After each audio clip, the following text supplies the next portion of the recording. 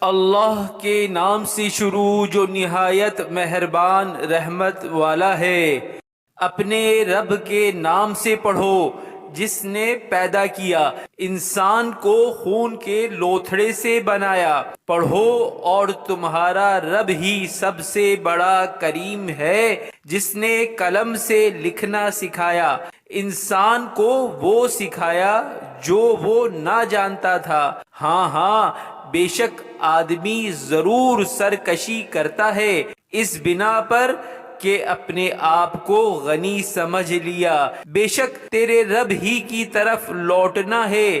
کیا تو نے اس شخص کو دیکھا جو منع کرتا ہے بندے کو جب وہ نماز پڑھے؟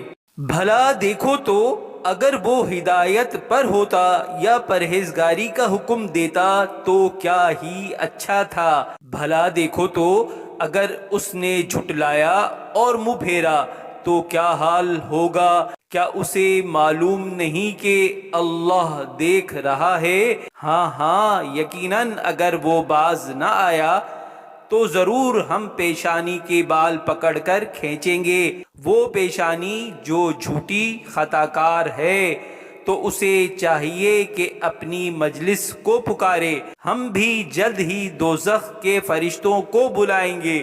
خبردار تم اس کی بات نہ مانو اور سجدہ کرو اور ہم سے قریب ہو جاؤ۔